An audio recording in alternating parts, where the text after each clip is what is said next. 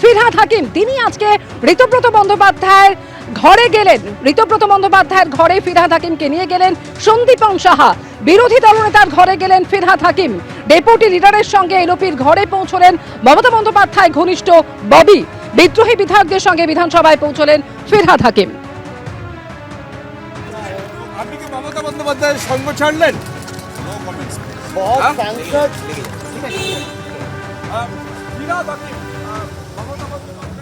ফিরহাদ হাকিম, মমতা বন্দ্যোপাধ্যায়ের অত্যন্ত আস্থাভাজন ফিরহাদ হাকিম, তিনি আজকে বেরিয়ে যাচ্ছেন বৈঠক করে। ফিরহাদ হাকিম, আমরা দেখতে পাচ্ছি সেই ছবি। No comments. No comments, please. No comments, please.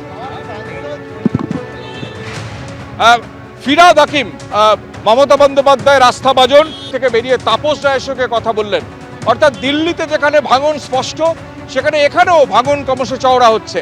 দিল্লিতে যেটা সর্বশেষ সিদ্ধান্ত জানা যাচ্ছে, শর্মিলা সরকার এমপি যেটা আমাদের সঙ্গে কথোপকথনে জানালেন যে ভূপেন্দ্র যাদবের সঙ্গে তাদের বৈঠক হয়েছে এবং সেই বৈঠকে উপস্থিত ছিলেন রাজ্যের মুখ্যমন্ত্রী শুভেন্দু অধিকারী এবং বিপ্লব দেব ত্রিপুরার প্রাক্তন মুখ্যমন্ত্রী। ভূপেন্দ্র যাদবের বাসভবনে বেলা 12টা থেকে 2 ঘন্টার প্রায় বৈঠক হয় এবং সেই বৈঠকে তৃণমূলের 20 জন এমপি সেখানে উপস্থিত ছিলেন। সেখানে যেমন কাকলি ঘোষ দস্তিদার ছিলেন, প্রসূন বন্দ্যোপাধ্যায় ছিলেন, খলিলুর রহমান ছিলেন, শতাব্দী রায় ছিলেন, দেব ছিলেন এবং আরও অনেকে ছিলেন। এরকম 20 জন এমপি সেখানে উপস্থিত ছিলেন এবং সেখানে প্রায় 2 ঘন্টার বৈঠক হয় এবং সেই বৈঠকের পর যেটা সিদ্ধান্ত হয় যে তৃণমূলের যারা এমপি তারা যেভাবে রাজ্য চলছে তাতে তারা প্রত্যেকে অসন্তুষ্ট, বিশেষত দুর্নীতির কারণে তারা অসন্তুষ্ট। বারবার বলেও তারা সেটা সুরাহা পাননি এবং এই অবস্থায় তারা একটা আলাদা ব্লক তৈরি, বিধানসভায় যেভাবে একদম 80 জন বিধায়কের মধ্যে 60 জন বিধায়ক আলাদা একদম সরাসরি আলাদা হয়ে একটা নতুন ব্লক তৈরি করেছেন। তাদের তরফ থেকেই বিরোধী দলনেতা তৈরি হয়েছে, তাদের তরফ থেকেই 4 জন ডেপুটি লিডার তৈরি হচ্ছে এবং যেমন চিফ হুইপ তৈরি হয়েছে, তেমনি সেখানেও চিফ হুইপ করা হয়েছে কাকলি ঘোষ দস্তিদারকে।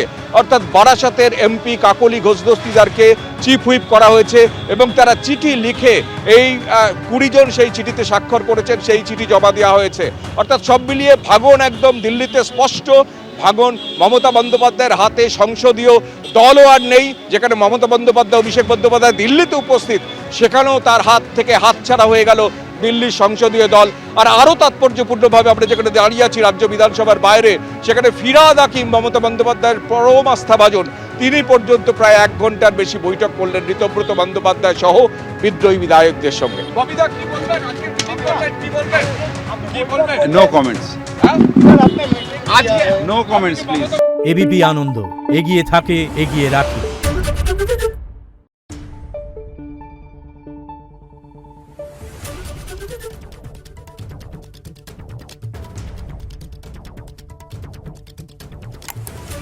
Thank you.